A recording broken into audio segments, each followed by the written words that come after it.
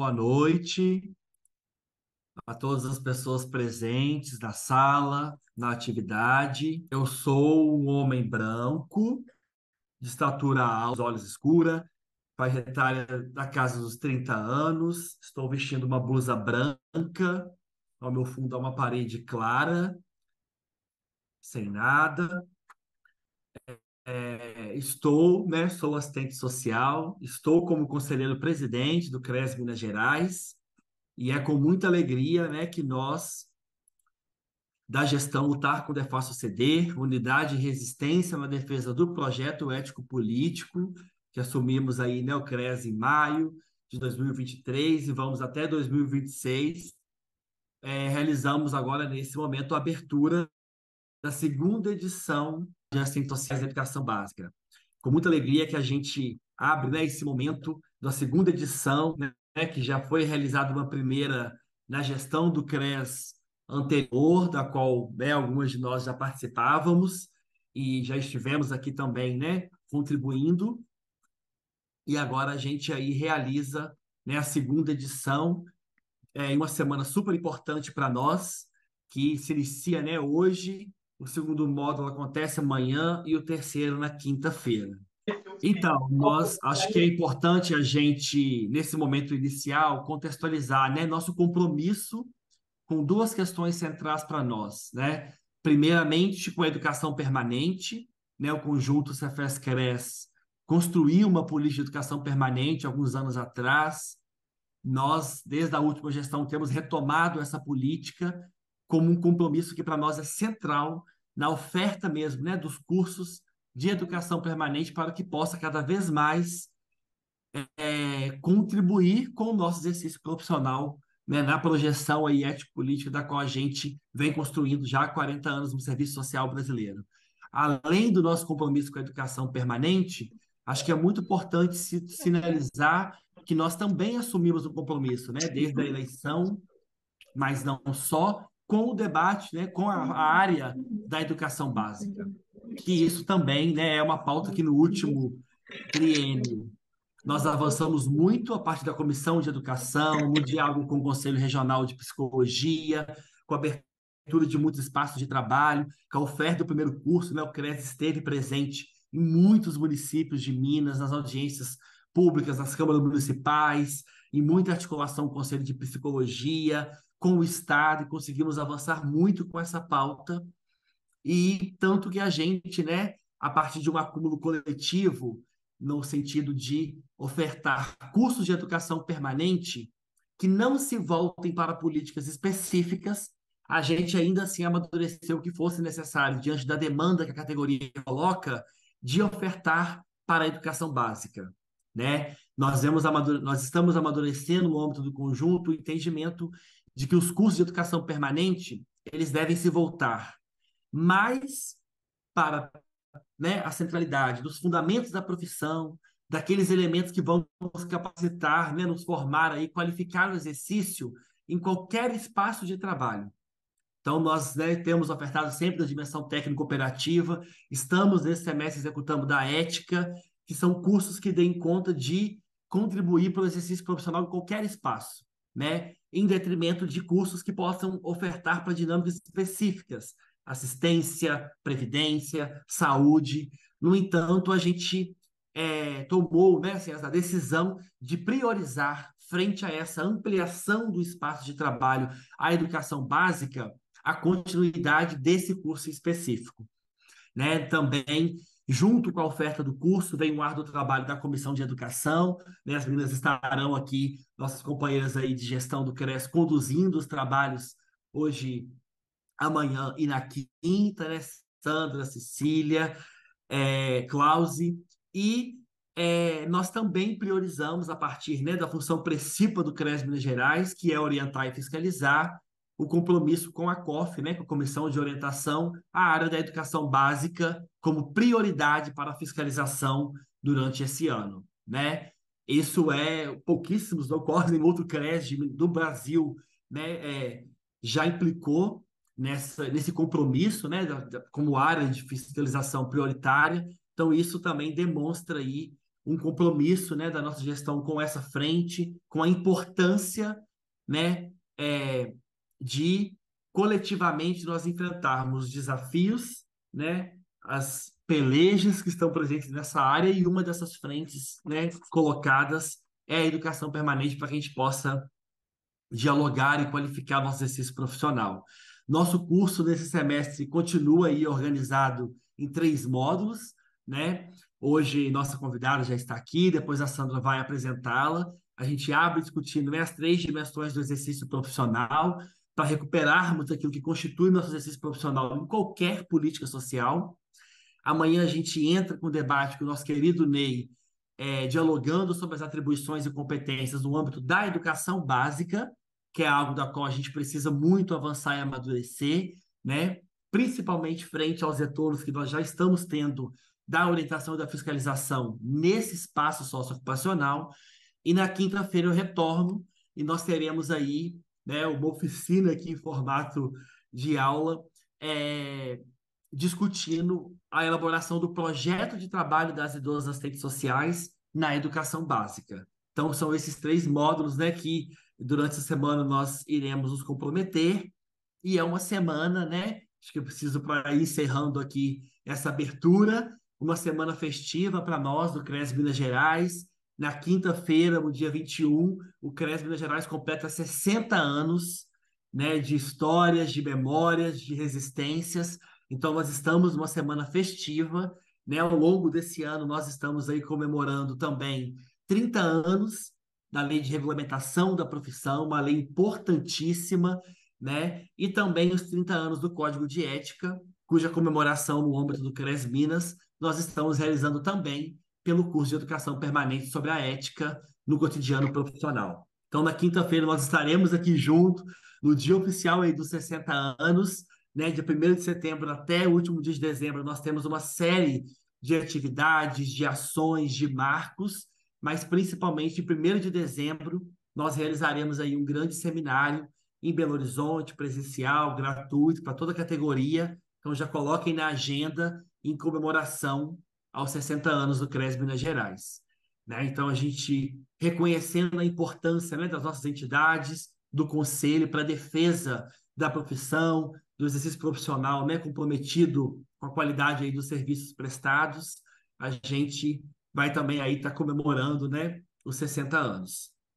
Então, já, né, novamente agradecer a presença de todo mundo aqui, quem escreveu, quem construiu, né, até esse momento o curso com a gente, dar novamente as boas-vindas para quem está chegando. Nós estamos dando início aí, né, à segunda edição desse curso de educação permanente, e quero desde já também agradecer ao Ricardo e à Simone, né, pela presença aí e contribuição, os intérpretes de Libras, que estarão com a gente, né, hoje, amanhã e na quinta-feira, já que posteriormente nosso curso será também aí disponibilizado no YouTube para que outras assistentes sociais, estudantes, né, possam também estar assistindo. Nós também voltando a esses módulos, né, recuperando conteúdo, relembrando o que a gente vai discutir ao longo desses 3 dias.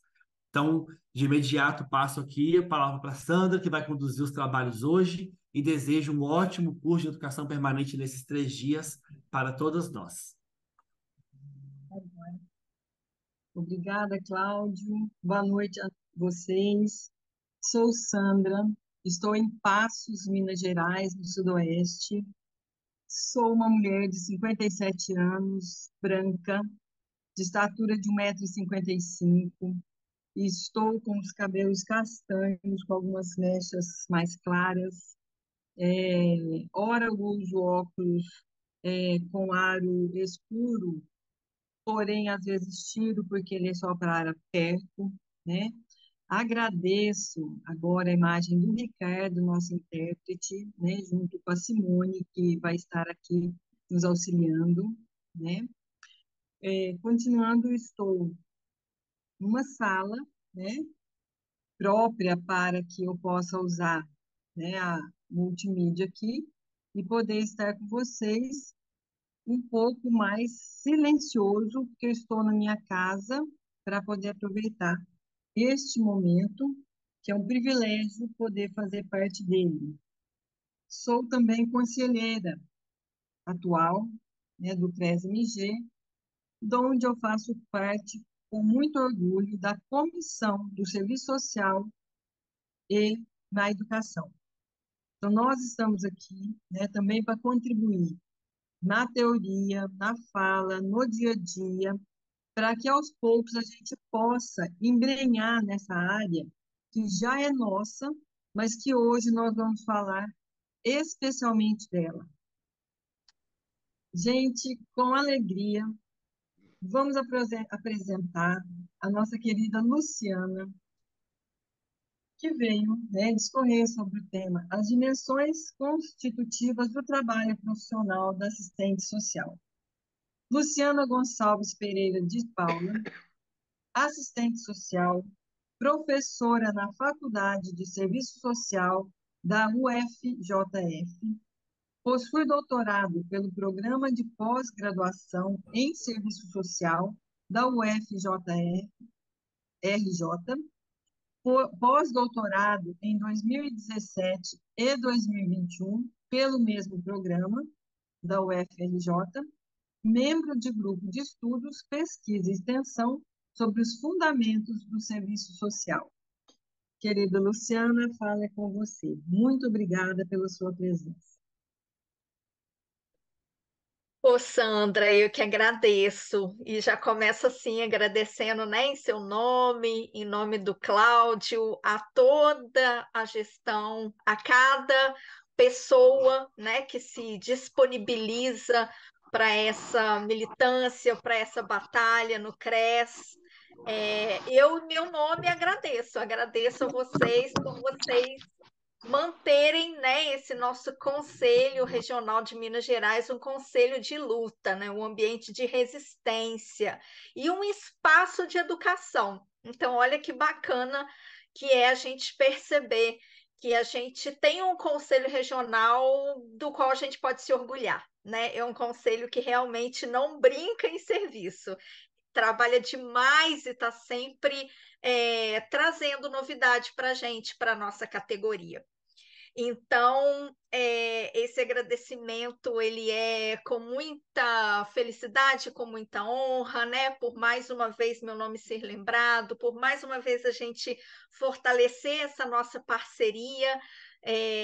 Eu já me sinto quase cres honorária, né? Eu realmente tenho muito afeto, né, por vocês, muito respeito, muita admiração pelo trabalho que vocês vêm desenvolvendo.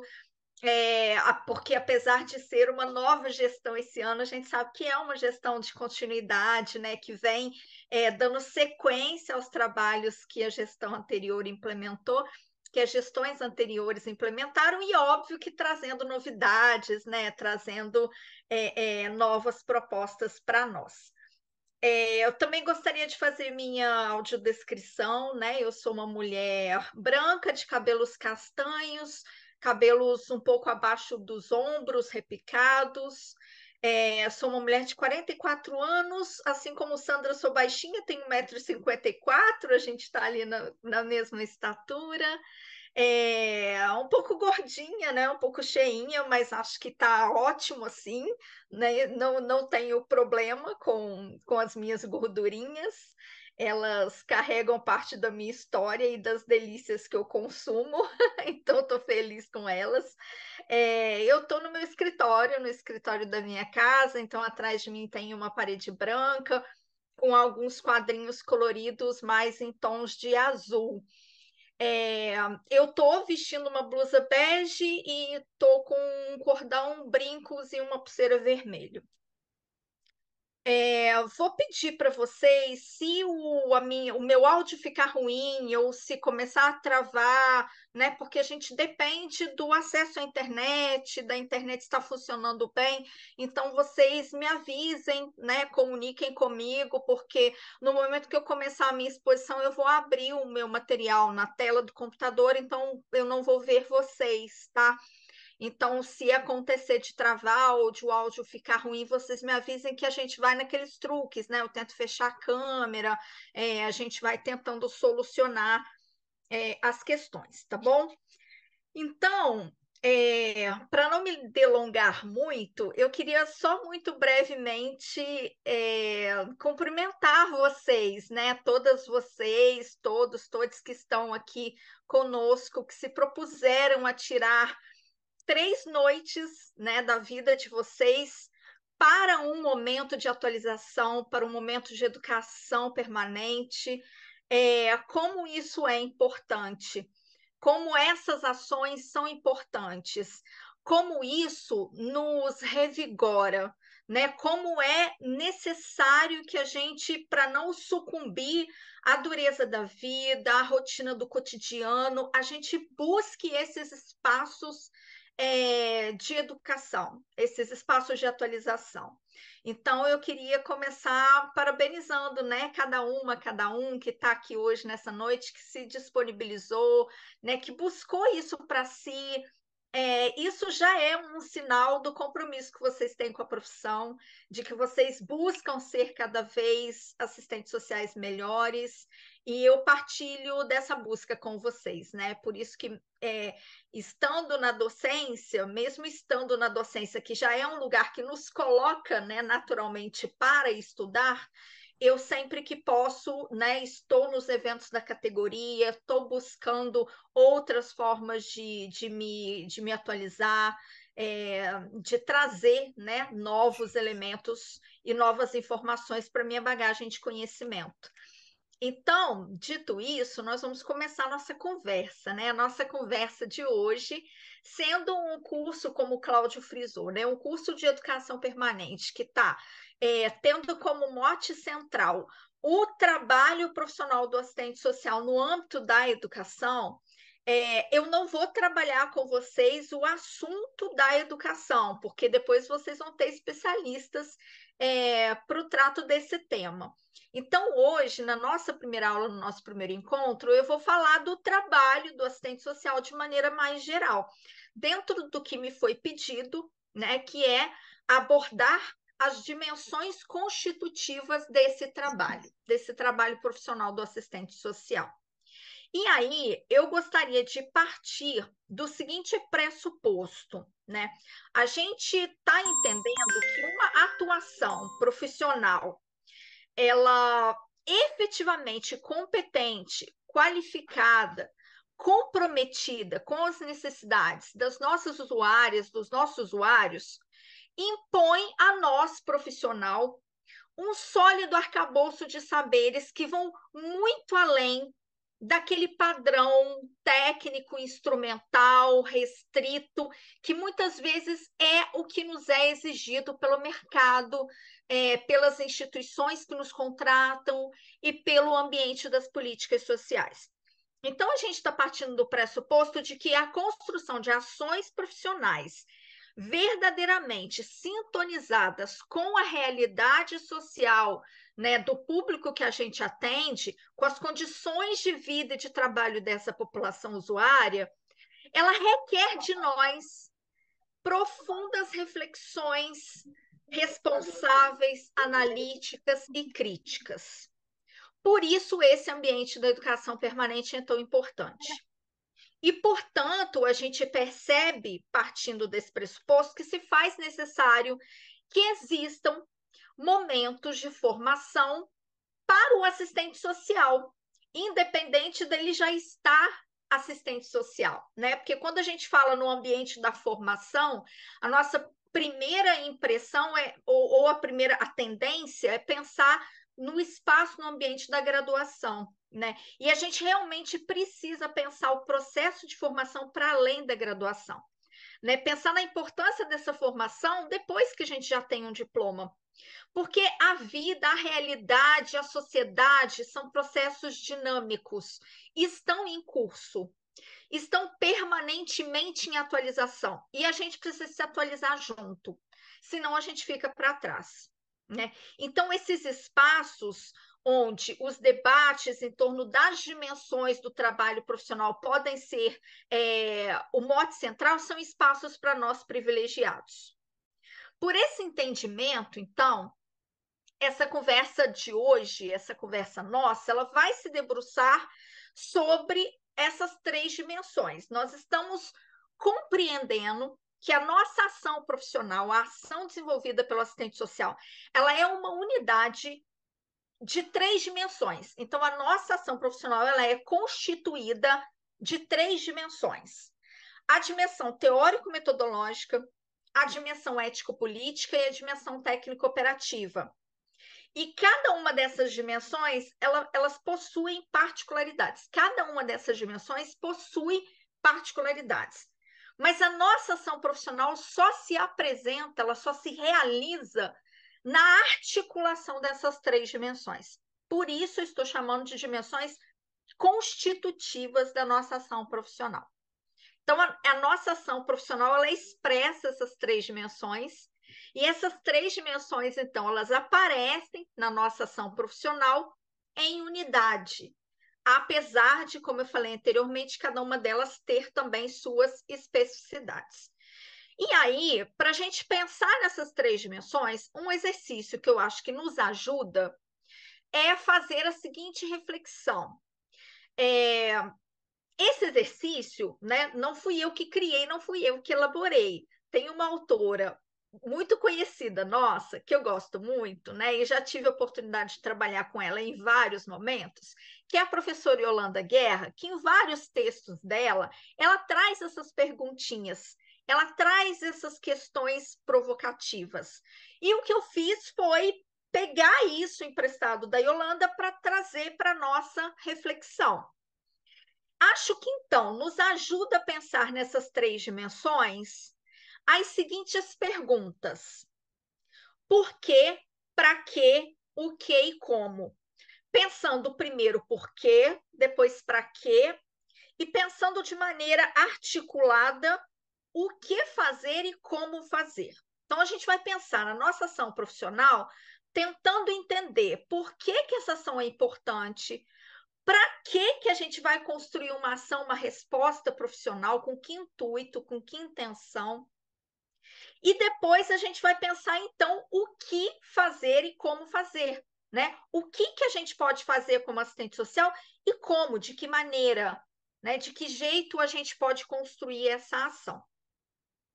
Acho que pensar essas perguntinhas, essas questões, vão nos ajudar no exercício de compreender o que são essas 3 dimensões. E aí, no final, na nossa conversa, no nosso debate, vocês vão me dizer, né, se ajudou, se não ajudou, e a gente troca um pouquinho mais de ideia. Pois então, vamos lá. Vamos pensar que quando a gente recebe uma requisição da instituição, ou quando a gente se depara com uma demanda trazida ali por uma usuária, por um usuário, a primeira pergunta que a gente precisa se fazer é o porquê. Por que a minha ação é importante nessa situação? Por que cabe ali uma ação do assistente social? Ao perguntar por quê, a gente está tentando entender a raiz, a origem, o que provoca aquela requisição ou aquela demanda. Então, a gente está tentando analisar qual o fenômeno que está por trás dessa requisição ou dessa demanda. E tentando entender por que a minha atuação se faz necessária naquela circunstância. Então, ao perguntar por que a nossa ação é importante, né, como uma resposta para aquela requisição, para aquela demanda, a gente está acionando, a gente está colocando em movimento a dimensão teórico-metodológica, pois a gente está buscando compreender o fenômeno que provocou a necessidade da nossa intervenção, da nossa atuação profissional. Então, perguntar por quê nos leva para um exercício de análise da realidade.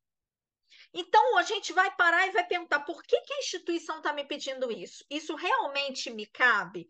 Isso é uma requisição para o serviço social?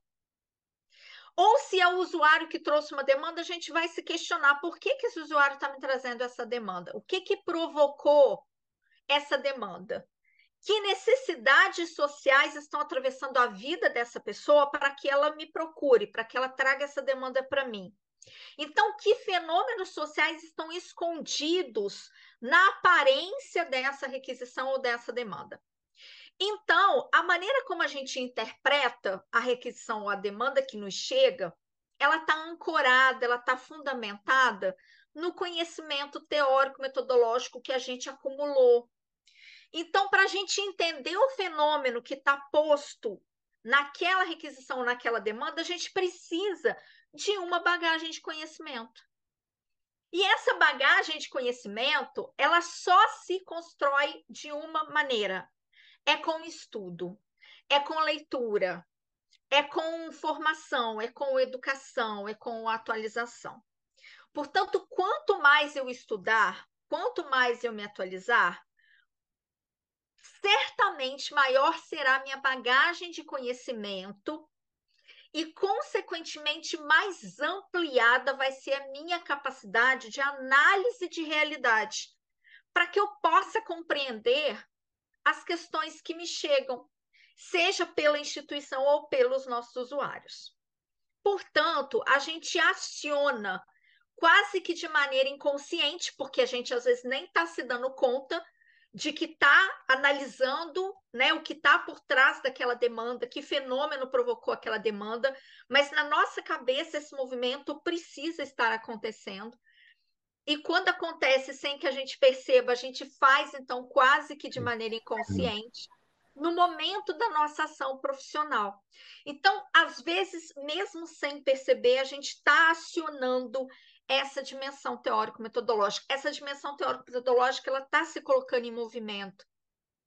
Porque a gente não para a cada atendimento, a cada demanda que chega, né, para a gente falar, não, agora eu vou parar e vou analisar com calma, com o tempo, tudo que o usuário está me trazendo, né? Às vezes a gente está fazendo isso no fluxo, na correria, né? Mas a gente está pensando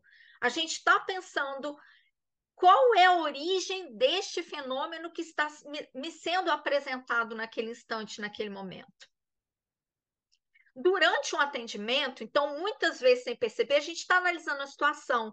Aí a gente está trazendo elementos de uma análise de conjuntura, né? Porque, a depender da demanda, é uma demanda vinculada a uma necessidade de alimentação, né? No campo da educação, né? Qual que é a dificuldade daquela criança de acesso à escola, o seu local de moradia, tudo isso a gente está pensando e a gente vai conectando com a realidade, né? Mas com a realidade de vida desses sujeitos hoje, né? O que lhes é oferecido em termos de infraestrutura adequada, de habitação, de transporte. Tem problema nas políticas públicas, então a gente vai analisar as políticas sociais, a gente vai compreender o limite delas, né? Onde estão os limites dessas políticas que não chegam nas pessoas que mais precisam delas. E aí, então, a gente vai compreender as relações sociais postas, né, nessa sociedade ordenada pelo capital, que interesses estão sendo privilegiados, por que é que não se tem, né, a ampliação daquela política, daquele serviço, por que que não tem um serviço de qualidade, né? É simplesmente uma falta de gerência ou é uma questão estrutural, né? Ou é uma intenção não de um governo ou de outro, mas de uma lógica capitalista que perpassa todos os governos, né? E que prioriza o ambiente do privado em detrimento do público. Então, tudo isso a gente pode ser capaz de pensar a partir de uma demanda trazida por um usuário nosso, mas a gente só consegue refletir sobre tudo isso se a gente tiver uma boa bagagem de conhecimento teórico, metodológico acumulada previamente. Então, a gente vai acumulando os estudos, a gente vai acumulando leitura, a gente vai acumulando um material que nos permite, na hora da nossa atuação, essa visão mais ampliada daquele problema que chega, daquela questão que se apresenta. E fazendo isso, né, a gente está percebendo que, então, é o nosso acúmulo de conhecimento, é a nossa bagagem teórico-metodológica que nos permite essa análise ampliada, mas só se for um acúmulo de conhecimento teórico no campo do pensamento marxista, porque é só esse campo teórico-metodológico que se propõe à realização de análises macrosocietárias. É só esse campo teórico do pensamento que se propõe a desvelar as raízes, as origens dos fenômenos sociais para que a gente entenda-os na sua essência e não apenas na sua aparência. Então, essa escolha do serviço social por um campo teórico-metodológico específico, que é o campo crítico marxista, não é uma escolha aleatória e não é por acaso. É pelo entendimento que a nossa profissão alcançou de compreender que esse é o único campo teórico que realmente nos revela as estruturas sociais da realidade sobre a qual a gente atua. E a gente tem uma responsabilidade muito grande a partir do momento que a gente constrói intervenções nessa realidade. Então, a gente só pode, de maneira responsável, intervir na realidade se a gente está compreendendo essa realidade em toda a sua densidade. Então, o campo teórico-metodológico que nos permite essa compreensão é o campo marxista. Isso demonstra para nós o quanto a relação teoria e prática é verdadeira, né? E desmonta aquele mito de que na prática a teoria é outra. Porque no momento da prática, a gente está acionando nosso conhecimento teórico para começar a pensar o que a gente vai fazer com aquela demanda que se apresentou para nós. Qual vai ser a resposta que a gente vai construir a partir da requisição institucional? E aí, né, é óbvio que descompassos podem ocorrer, mas não tem nada a ver com dicotomia entre teoria e prática. O que pode acontecer, sim, é que alguns colegas, algumas assistentes sociais, né, se digam do campo crítico marxista, tenham um discurso progressista, né, falem em nome de um projeto ético-político profissional, mas na hora da sua atuação, desenvolvam práticas conservadoras, né? Desenvolvam práticas fiscalizatórias, desenvolvam práticas punitivas. Só que, na verdade, se essas assistentes sociais estão desenvolvendo uma ação vinculada a uma outra direção teórico-metodológica, a teoria que está fundamentando essas colegas assistentes sociais não é a teoria marxista, é uma teoria do campo conservador. Então, de novo, na prática, a teoria é sempre a mesma. Com isso, eu estou dizendo para vocês que, em última instância, é a nossa ação profissional que informa o nosso campo teórico-metodológico, não é o contrário. Não é o fato de eu afirmar que eu sou uma assistente social do campo marxista que isso automaticamente vai fazer com que eu tenha uma ação crítica progressista. É o contrário, né? É a minha busca por construir um exercício profissional alinhado com os valores, com os princípios do nosso projeto ético-político, que vai demonstrar para as pessoas que eu sou uma assistente social do campo crítico. Então, é a nossa ação profissional que informa o nosso referencial teórico-metodológico e não o contrário. Vamos então para a segunda pergunta, para a segunda questão, que é o para quê. Né? Então, a gente recebe a demanda, a gente recebe uma instituição, e o nosso primeiro exercício é pensar por quê. Por que chegou aquilo para a gente? Aquilo é do serviço social, não é do serviço social? Se é do serviço social, né? O que explica essa demanda? O que está por trás desse fenômeno aparente? A gente faz análise de conjuntura, a gente pensa na realidade, e aí a gente vai se perguntar para quê? Então, a segunda pergunta, o segundo momento, é a gente se perguntar para quê? Ao desenvolver uma ação profissional, a gente deve se perguntar para quê, ou seja, o que eu quero com essa ação? Eu vou desenvolver uma ação profissional para quê? Para qual intuito? Então, eu preciso pensar qual é o meu objetivo com essa ação profissional. Eu estou fazendo isso para quê? Eu estou fazendo isso para atender que interesses? Eu vou construir uma ação que vai reforçar os interesses institucionais, eu vou construir uma ação que vai reforçar a lógica das políticas, os interesses dominantes, ou eu quero construir uma ação profissional para somar forças com as reais necessidades dos meus usuários. Ou eu quero construir uma ação profissional para tentar, na medida do possível, oferecer alguma resposta que possa somar força com a luta, né, dos trabalhadores. E aí, então, quando a gente pensa o para quê, a gente está acionando a nossa dimensão ético-política, porque a dimensão ético-política é que expressa a direção ética e política da minha ação, os meus objetivos, o meu compromisso.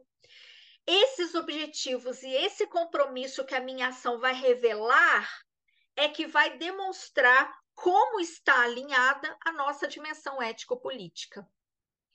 E aí, para a gente fortalecer em nós os compromissos, a defesa, né, de valores emancipatórios, ou seja, se a gente quer se colocar a serviço desses interesses históricos dos trabalhadores, nós temos no serviço social algo que muito nos ajuda, que é o nosso projeto ético-político, porque ele serve para nos orientar. Esse projeto, ele é um horizonte, ele é uma possibilidade, né? Ele deve servir para inspirar as nossas ações. E aí, do mesmo modo que eu falei para vocês, que com mais estudo, né, com mais aprofundamento, com maior adensamento de conhecimento no campo do pensamento marxista, a gente vai aprimorando a dimensão teórico-metodológica da nossa ação profissional. Também, quanto mais eu conheço esse projeto ético-político, quanto mais eu me aproprio da sua história, quanto mais eu entendo as propostas desse projeto ético-político, quanto mais eu faço desses princípios, dos princípios desse projeto, valores da minha vida, valores que têm sentido para mim, né? Então, quanto mais eu consigo introjetar em mim, né, na mulher que eu sou, na cidadão que eu me constituí, os valores que o serviço social hegemonicamente defende hoje, mais fácil esses princípios vão aparecer na minha ação profissional, na minha atuação profissional. Então, conhecer esse projeto é o ponto de partida, né? Porque a gente só vai conseguir construir ações profissionais alinhadas a esse projeto ético-político se esse projeto ético-político fizer sentido na minha vida. Se ele fizer sentido para mim, ele vai aparecer na minha atuação profissional. Agora, se eu fizer apenas uma defesa retórica desse projeto, né? Ou seja, se eu fizer uma defesa do projeto ético-político da boca para fora, pode ser que ele passe muito distante da minha atuação profissional. Por isso, né, que na minha avaliação, o grande desafio de qualquer processo formativo é estimular em nós, é estimular nas nossas consciências um movimento de desconstrução e um movimento de construção. Um movimento de desconstrução de noções preconceituosas, de valores burgueses, de noções individualistas. Isso é um exercício diário, porque se eu não desconstruo isso em mim, eu não abro lugar para a construção de valores emancipatórios, né? Valores que vão me levar para o ambiente da defesa da solidariedade de classe, da ampliação da cidadania, do fortalecimento da democracia. Então, no momento do exercício profissional, qualquer assistente social certamente vai direcionar as suas ações, vai direcionar, vai escolher, vai fazer as suas escolhas, vai desenvolver uma postura a partir daquilo que ela realmente acredita, né? Não existe essa na minha vida pessoal eu defendo certos valores, mas quando eu sou assistente social eu deixo os meus valores pessoais de lado e defendo os valores da categoria. Isso não existe. Na hora da nossa ação profissional, a gente vai defender aquilo que a gente acredita de verdade. Então, se aquilo que a gente defende, acredita de verdade, forem os princípios defendidos por essa profissão, eles que vão pautar a nossa atuação. Então, de novo, não é o nosso discurso, o nosso querer, a nossa vontade simplesmente que direciona a nossa dimensão ético-política. Ela vai se expressar, tenhamos consciência disso ou não, ela vai se expressar nas nossas ações profissionais, revelando os verdadeiros valores e princípios defendidos por cada assistente social, por cada uma de nós. Então, no momento da nossa ação, é a dimensão ético-política que vai demonstrar, que vai revelar os valores e os princípios éticos que de verdade estão orientando o nosso exercício profissional. Então, por isso, né, que é fundamental que nós, assistentes sociais, que a gente consiga tornar nossos, verdadeiramente nossos, os valores e os princípios defendidos hegemonicamente pela nossa categoria profissional. Porque é isso, né? No momento da nossa ação, não tem como a gente fazer uma escolha consciente entre os valores da profissão e os nossos valores. Os nossos valores, aquilo que a gente defende, sempre vai prevalecer. Então, a gente precisa fazer o exercício de entender, né, por que é que o serviço social defende tais valores e buscar o exercício cotidiano de trazer esses valores para a nossa vida de maneira que eles façam sentido para a gente. Então, aqui talvez esteja o maior de todos os desafios do processo formativo, né? Essa desconstrução dos valores e da moral burguesa, porque essa moral burguesa ela está introjetada em nós. A gente é culturalmente adestrado dentro dessa moral burguesa ao longo da nossa vida, né? E romper com isso não é um exercício fácil, mas é um exercício necessário. Chegamos, então, às últimas duas perguntinhas, o que e o como, né? Então, chegamos na dimensão técnico-operativa. Ao pensar o que e como, nós estamos mobilizando essa dimensão técnico-operativa e todos os elementos que compõem essa dimensão. Então, pensar o que fazer e como fazer, num primeiro momento, supõe pensar estratégias e táticas. E eu estou pensando aqui estratégia como direcionamento mais amplo da minha ação e a tática, aquela operacionalização direta, real, concreta da minha ação. Então, eu estou pensando a estratégia como o que fazer e a tática sendo o como fazer. Ao mesmo tempo, a gente pode dizer que também as táticas e as estratégias são elementos, então, reveladores das nossas concepções teórico-metodológicas e dos valores que perpassam a nossa atuação profissional, né? Por quê? Porque encontram-se articuladas a essas táticas e a essas estratégias, ou seja, ao como e ao que fazer, construídas por nós, assistentes sociais, no nosso cotidiano de trabalho, essas três dimensões que compõem o exercício profissional do assistente social. Desse modo, as estratégias e as táticas, elas também informam os nossos referenciais teórico-metodológicos, os princípios ético-políticos que sustentam e que determinam a nossa atuação profissional. A gente está tomando, assim, as táticas e as estratégias como elementos articuladores dessas três dimensões que compõem o nosso exercício profissional, mas esses dois elementos, as táticas e as estratégias, né, ao mesmo tempo que são elementos articuladores dessas três dimensões, elas aparecem no instante, no momento técnico-operativo da nossa intervenção. Então, vamos pensar um pouquinho melhor sobre essa dimensão técnico-operativa. Indo, né, a várias autoras do serviço social, como a própria Yolanda Guerra, a Cláudia Mônica, a Rosa Pretes e várias outras que dialogam com a dimensão técnico-operativa, elas vão dizer que a dimensão técnico-operativa ela é reconhecida como a síntese do exercício profissional, uma vez que é ela que nos revela o modo de ser dessa profissão. O que essas autoras estão querendo nos dizer? Que a única dimensão, eu falei que a nossa ação profissional ela se constitui de três dimensões, né? A teórico-metodológica, a ético-política e a técnico-operativa. Mas a única dimensão visível aos olhos, a única dimensão que a gente enxerga é a técnico-operativa. A dimensão teórico-metodológica e a ético-política são invisíveis, né? Elas estão presentes na nossa ação, mas a gente precisa ter um olhar muito cuidadoso para conseguir captar, como eu falei, né, essas tendências ético-políticas e teórico-metodológicas que estão presentes na nossa ação, mas não se revelam de imediato. O que a gente vê o assistente social fazendo é o quê? Atendendo o usuário, né? Preenchendo um relatório, né? Construindo ali uma síntese, fazendo o registro de um atendimento, fazendo uma visita domiciliar. Então, o tempo inteiro o que a gente consegue ver da nossa atuação está no âmbito da dimensão técnico-operativa.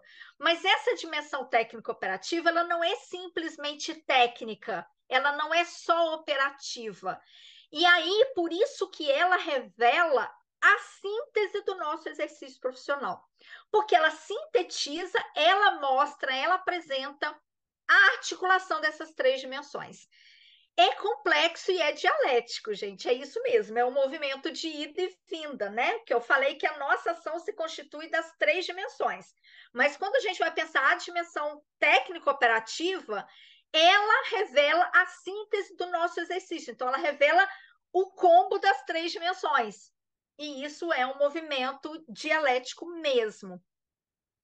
A gente pode ainda dizer, né? A gente pode ainda destacar um pouquinho alguns elementos, além, né, do que eu já sinalizei, das táticas, das estratégias, outros elementos que compõem essa dimensão técnico-operativa, porque dimensão técnico-operativa não se resume a instrumento e técnica. Então, já disse para vocês, né, que as estratégias e táticas se revelam neste momento técnico-operativo. A gente pode pensar também a própria ação profissional como um componente dessa dimensão técnico-operativa, embora a ação profissional se constitua das três dimensões, mas é nesse processo dialético que ela também compõe, ela também é um componente da dimensão técnico-operativa, porque a nossa ação profissional é concreta, é visível, né? É palpável. E aí, dessa forma, né, compõe as ações profissionais, as atribuições que viabilizam as respostas, né, que a gente vai construir aquelas requisições colocadas pela instituição, as demandas trazidas pelos usuários. E essas ações, nossas ações profissionais, elas materializam, então, esse caráter interventivo da nossa profissão. Né? Só que elas são sempre orientadas pelas nossas escolhas, e as nossas escolhas estão fundamentadas no nosso referencial teórico-metodológico, no nosso direcionamento ético-político. Tá? Então, a ação profissional desenvolvida por nós, seja ela qual for, ela é o momento que condensa essas três dimensões. Então, nesse momento, como um elemento estruturante da ação, é que a gente está pensando a construção e a elaboração das estratégias e táticas, né? Justamente porque elas, articuladas a um determinado projeto de trabalho, a determinados objetivos profissionais previamente pensados, vão poder direcionar a nossa atuação profissional.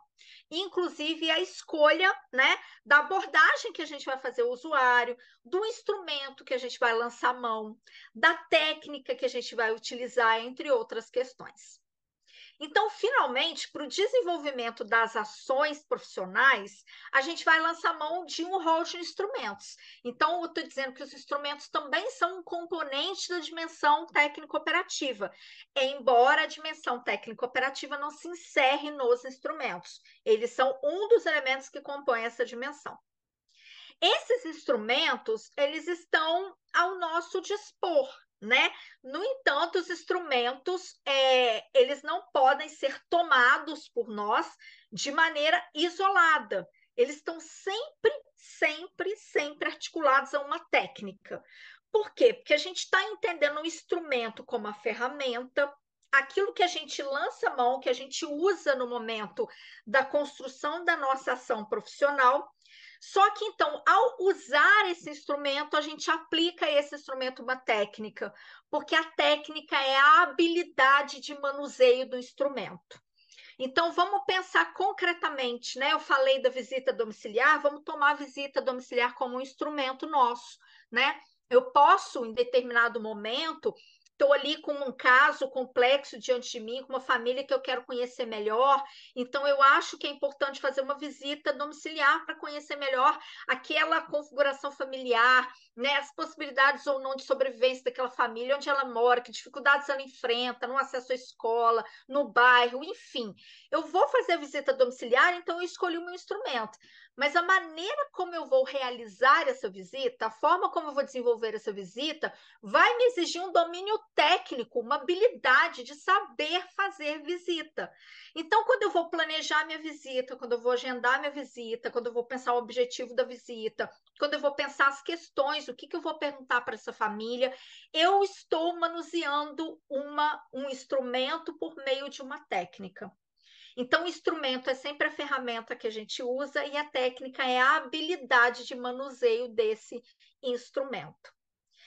E se os instrumentos são, por natureza, neutros, as técnicas não são, né? Porque os instrumentos são neutros, né? Os instrumentos, eles não são instrumentos críticos ou conservadores. A visita domiciliar, por exemplo, né? Equivocadamente, durante muito tempo, muita assistente social, né, deixou a visita domiciliar um pouco de lado porque ela ficou um pouco rotulada como uma ferramenta policialesca, fiscalizadora, mas coitada da visita. A visita domiciliar não tem nada com isso, ela não é culpada de nada. O problema estava, né, na forma que o profissional usava essa visita.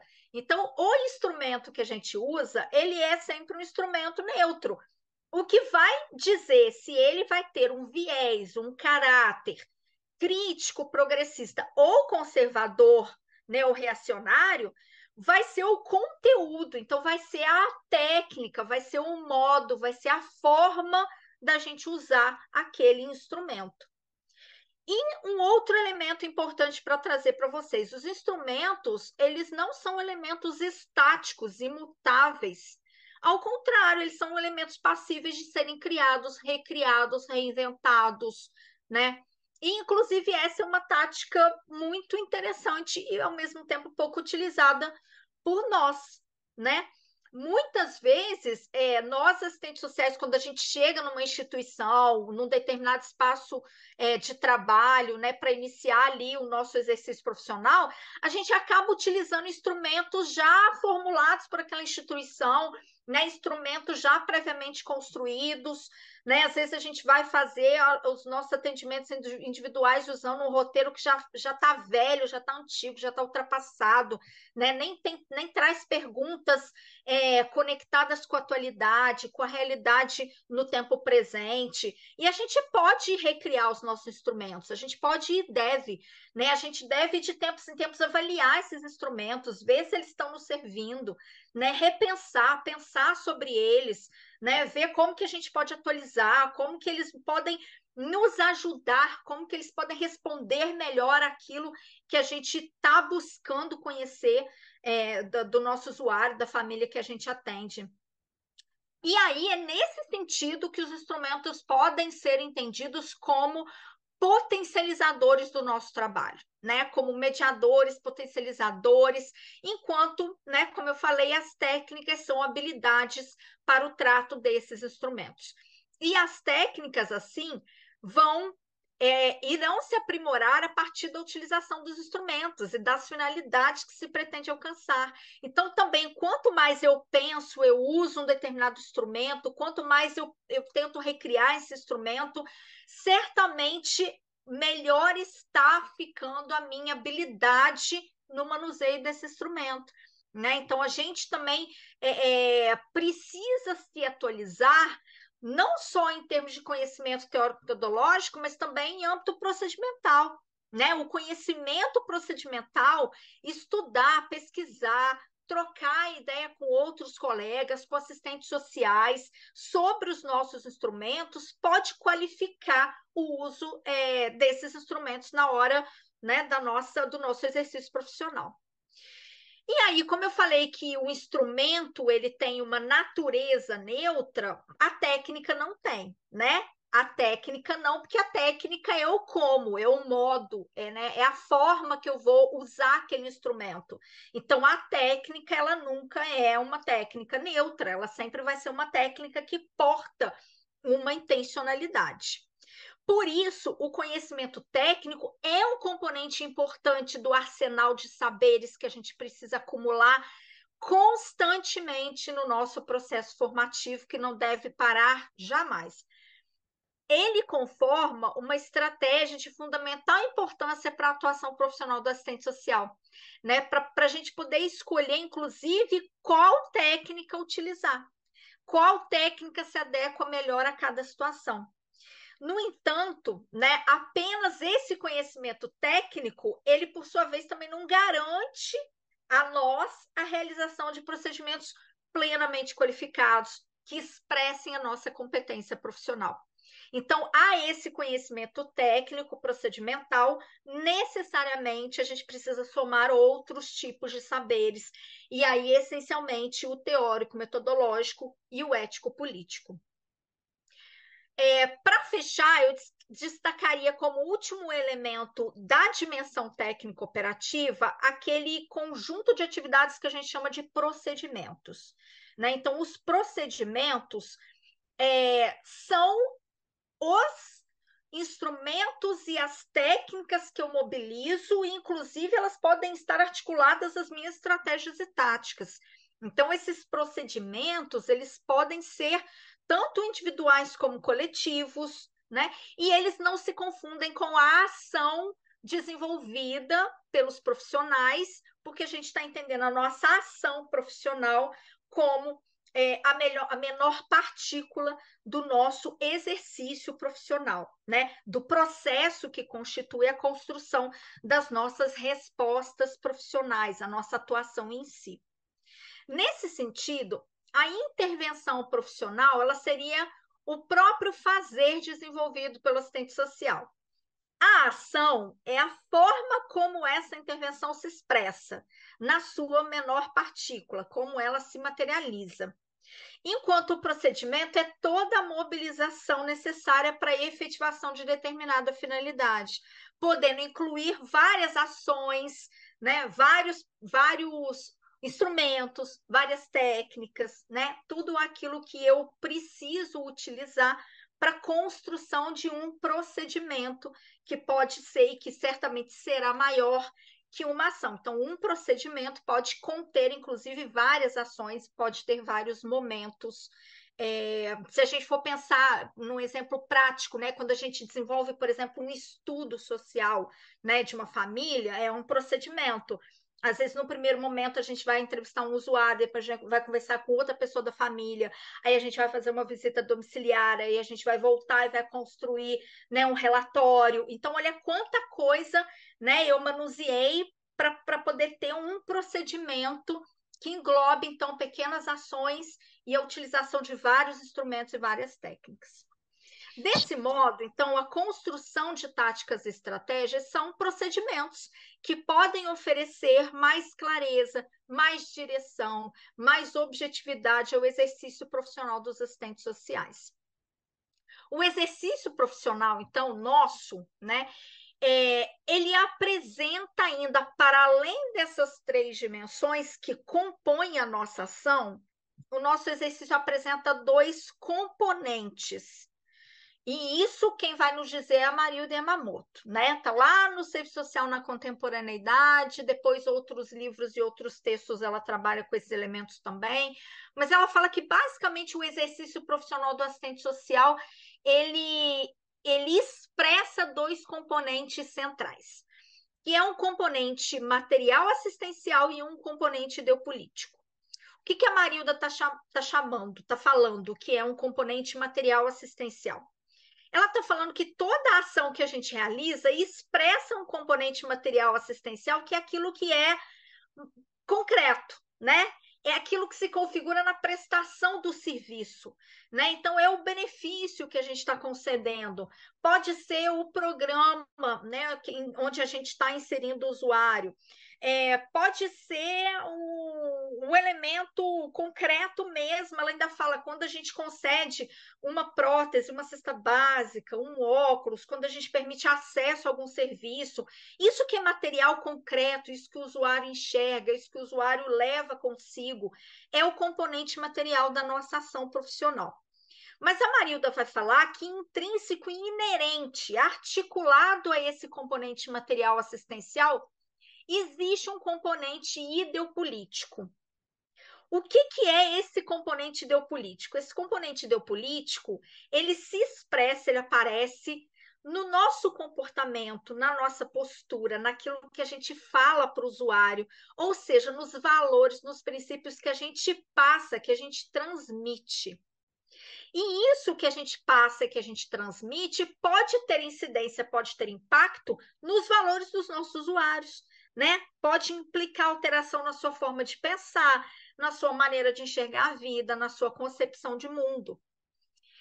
Portanto, a gente pode constatar que o exercício profissional do assistente social ele possui um componente ideopolítico, que aí algumas autoras vão tratar mesmo de dimensão política, vão falar de dimensão socioeducativa, né? Vão falar de atuação educativa, mas é tudo sinônimo, tá? E nós, se a gente for pensar, né, nós, na nossa ação profissional, qual é a nossa maior margem de autonomia? Qual é a nossa maior margem de manobra? É sobre o material, é sobre o componente material assistencial ou sobre o componente ideopolítico? Eu acredito que a gente não tenha tanta incidência sobre o componente material assistencial, né? Porque a gente não trabalha com recursos próprios. Nós trabalhamos o tempo inteiro com recursos institucionais, né? Ou disponibilizados por determinado serviço, ou disponibilizados por uma determinada política social. Então, a gente não tem gestão sobre esses recursos, a gente trabalha com os parcos recursos que temos à nossa disposição. Então, nossa margem de manobra sobre o componente material assistencial é muito pequena. Muitas vezes, a gente que vai ter que falar para o usuário o não, né? E não é um não nosso, é um não do serviço, é um não da instituição, é um não da política social. E aí a gente às vezes também perde a oportunidade de dizer isso para as nossas usuárias, né? Olha, eu queria que você tivesse acesso, eu compreendo a sua necessidade, mas infelizmente a política não está te atendendo. E aí a gente simplesmente fala o não, ou a gente corta o benefício, ou a gente não dá acesso a um serviço, e fica parecendo que o não é do assistente social. Né? Então, um elemento para a gente pensar é esse, já que a nossa margem de manobra, a nossa gestão sobre o componente material assistencial, ele é tão curto, né? É tão pequeno, né? A gente precisa trabalhar mais honestamente com as nossas usuárias, com os nossos usuários, de onde esse não está vindo. Por outro lado, no que se refere ao componente ideopolítico, nós temos muito mais autonomia. Porque se eu falei que ele se expressa por meio daquilo que a gente fala e faz, é a gente que escolhe as nossas palavras na hora de conversar com o usuário. É a gente que escolhe a postura no momento do nosso atendimento. Então, essa nossa postura, o nosso discurso, né, o que a gente está informando para o nosso usuário, sobre isso a gente tem muito mais autonomia. Que valores são esses? O que a gente está transmitindo para os nossos usuários? São esses valores historicamente defendidos pela profissão ou são os nossos valores pessoais? Os nossos valores pessoais estão em acordo com os valores defendidos pelo serviço social ou estão indo na direção contrária? E por isso que é tão importante que a gente pense em como, de que forma a gente pode construir a nossa ação profissional. Para a gente ter mais consciência de que valores a gente está transmitindo na hora da nossa atuação. Desse modo, a gente está afirmando o quanto é importante a gente pensar, a gente construir de maneira consciente cada ação diante de cada demanda trazida pelos nossos usuários. Porque, independente da nossa vontade, elas terão sempre uma incidência socioeducativa sobre os nossos usuários. Portanto, não existe exercício profissional pautado na neutralidade. E aqui eu não estou falando de realização de trabalho socioeducativo. Não estou falando disso. Eu estou dizendo que em todas as nossas ações está presente um componente ideopolítico, um componente que é socioeducativo e que se revela através daquilo que a gente faz e fala. Portanto, o trabalho socioeducativo é uma ação desenvolvida pelo profissional, né, que materializa a dimensão socioeducativa que a profissão possui. O trabalho socioeducativo, ele pode ser realizado ou não pelo assistente social. Eu posso escolher ou não fazer um trabalho socioeducativo, fazer um trabalho com grupo, fazer, enfim, uma oficina, fazer uma sala de espera, fazer um trabalho, né, mais coletivo e com caráter socioeducativo. Mas uma coisa que eu não escolho, não está, né, no âmbito da escolha, é decidir se a minha ação vai ter ou não um caráter socioeducativo, porque ela sempre vai ter. Tenhamos ou não consciência desse processo.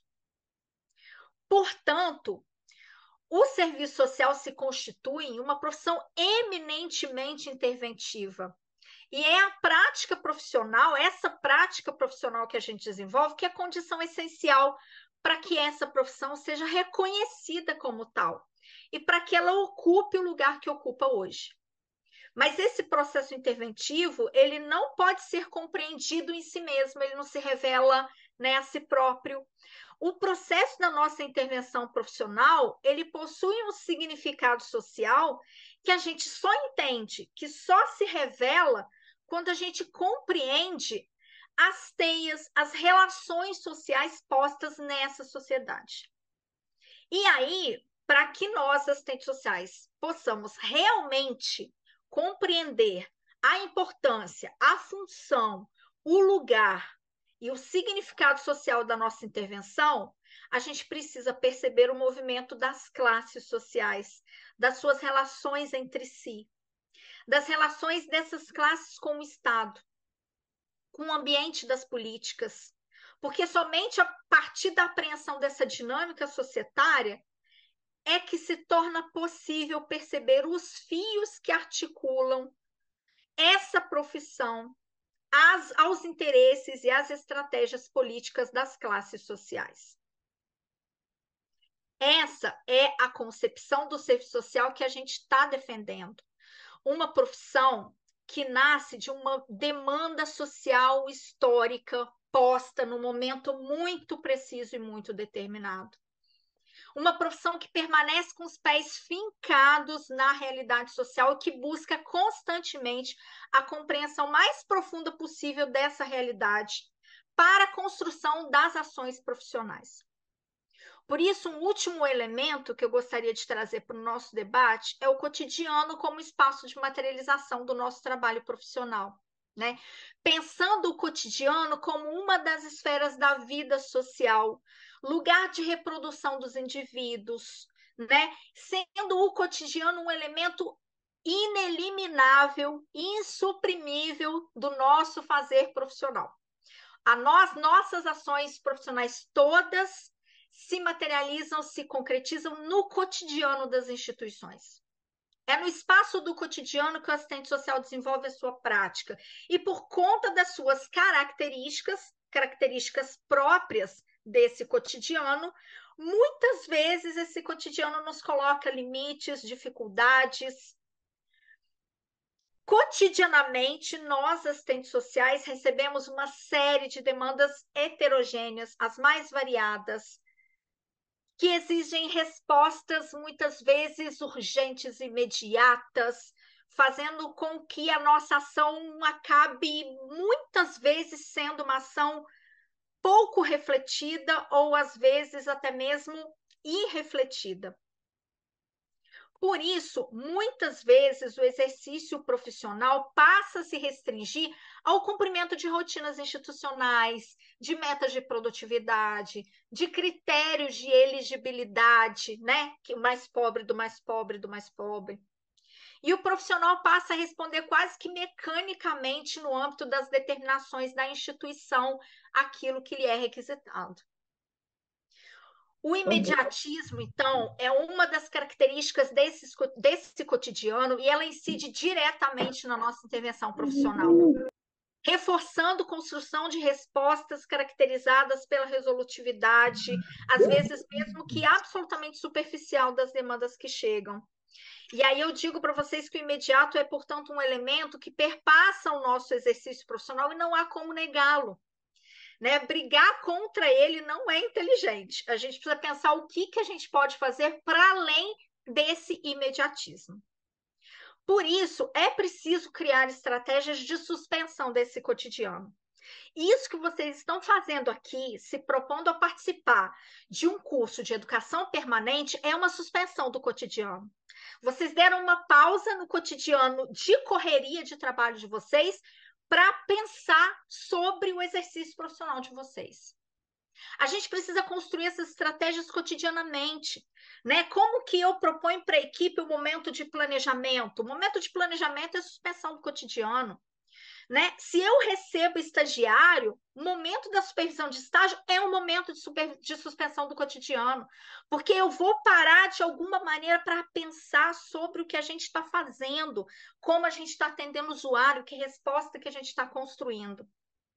Então, é preciso criar essas estratégias de suspensão desse cotidiano para que a gente possa estabelecer no nosso exercício profissional elementos que ultrapassem a rotina. Essa rotina que, por vezes, é burocratizada, é repetitiva, rotineira e que não constrói respostas efetivas para as necessidades dos nossos usuários.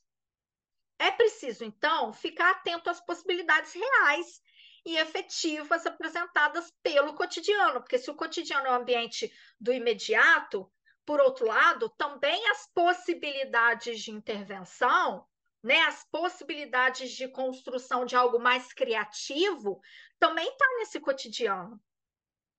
Essa análise das condições materiais, da realidade social, envolve desde uma ampla análise de conjuntura até o desvelamento, né, até a compreensão das relações institucionais dentro da instituição, né, dos limites da política, de quem naquele espaço é nosso parceiro, quem não é, com quem que a gente pode pensar proposta e projeto, quem que não soma com a gente.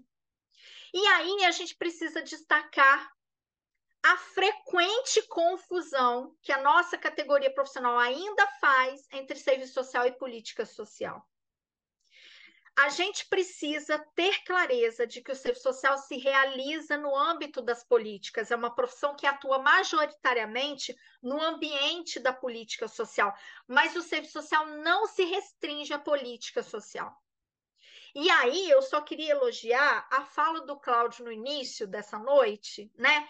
Que bom, Cláudio, que o CRES está pensando que esses momentos de educação permanente tem que colocar como centro, no centro da análise, o nosso exercício profissional e não a política. Porque a gente precisa construir crítica à política e a gente precisa pensar o nosso exercício para além da política, porque a política não está oferecendo muita coisa para a gente, não. Né? E quando a gente acha que serviço social é só executar a política, a gente limita de uma maneira assustadora o nosso fazer profissional, porque a política não está oferecendo nada para os nossos usuários. Então, nós precisamos pensar o que o serviço social tem para oferecer para essas pessoas, para além do que está posto na política. E aí, é óbvio que a gente se depara com desafios imensos, né? E precisamos pensar como vamos enfrentar esses desafios. Em que medida a gente está conseguindo enxergar o desafio e transformar esse desafio numa potencialidade? Em que medida, quais são os limites que eu posso enxergar e que posso transformá-los em possibilidade, em proposta? Porque alguns são intransponíveis, mas outros são passíveis de reconstrução, de transmutação. Por quê? De novo, eu vou recorrer lá a Mario Yamamoto, né? É ela que fala que tanto os desafios quanto as possibilidades estão dadas no cotidiano. E o que a gente precisa é saber enxergá-los, é saber perceber. Saber perceber que eles são duas faces de uma mesma moeda.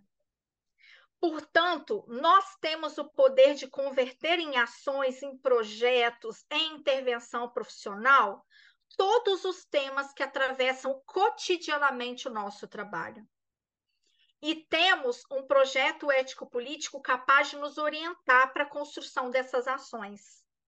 Então, eu queria fechar minha fala para a gente começar a nossa conversa, dizendo para vocês que eu acredito que o serviço social é uma profissão de imensas possibilidades. A gente só está precisando enxergar um pouco melhor essas possibilidades e aí colocá-las em movimento. Muito obrigada pela escuta, pela atenção e eu fico disponível para o debate. Muito obrigada mesmo. Nós agradecemos, né, a presença de todas, todes e todes. Reforçando aqui, né, no início eu falei que o CRES tem uma comissão de serviço social na educação, então a gente convida, né, quem gostaria, né, de se embrenhar nessa temática, fazer parte do nosso grupo, porque a gente reúne, sabe, periodicamente, e a gente vai ter a reunião no início do mês que vem.